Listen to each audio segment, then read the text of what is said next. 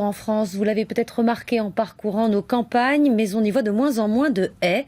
Un tiers d'entre elles ont été détruites en un siècle. C'est la conséquence du remembrement des parcelles agricoles et cela pose un véritable problème écologique, notamment de ruissellement des eaux, qui peut être dangereux, comme nous l'expliquent Catherine Rougerie, Frédéric Faure et Dominique Mas.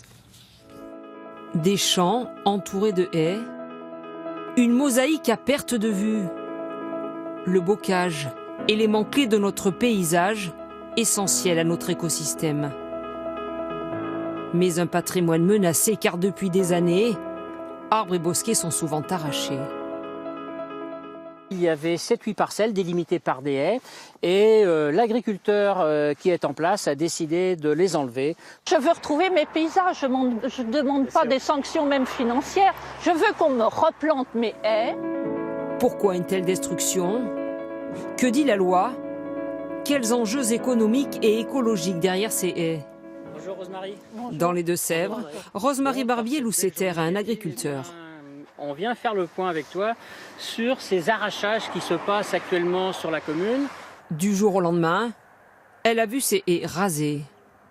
Le locataire a fait une ouverture de 9 mètres pour exploiter les terres qui étaient de l'autre côté.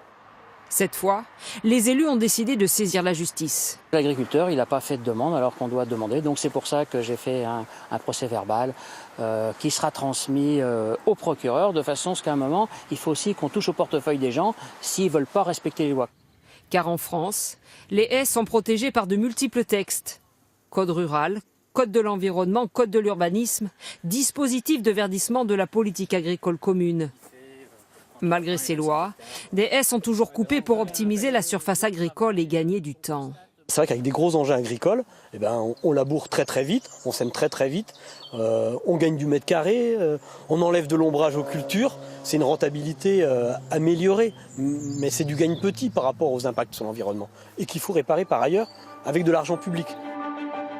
Une contradiction qui remonte au remembrement des années 1960. Les très petites parcelles sont regroupées en plus grandes pour accroître les rendements. C'est le début de l'agriculture intensive. 750 000 kilomètres de haies ainsi supprimés. Jean-Luc Fouchier est un repenti. 30 ans après avoir tout coupé, aujourd'hui, il fait machine arrière. On a planté une haie avec une haie champêtre avec différentes espèces locales. Du chêne, du merisier, des ormes, du fusain. Son objectif ?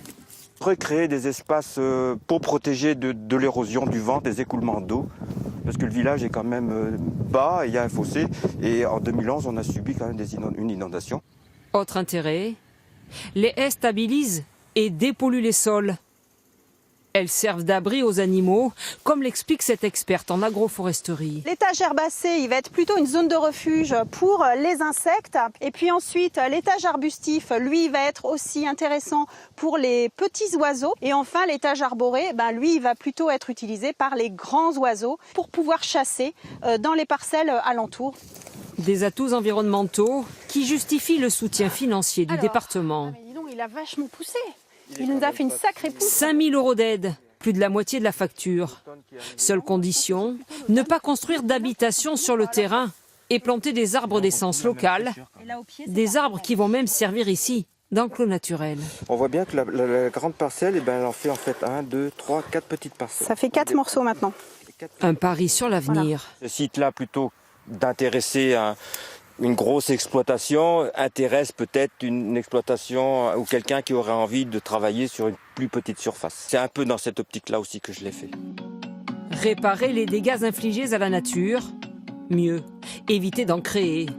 C'est le but de l'inventaire mené par le maire de Lerzy, petite commune de l'Aisne.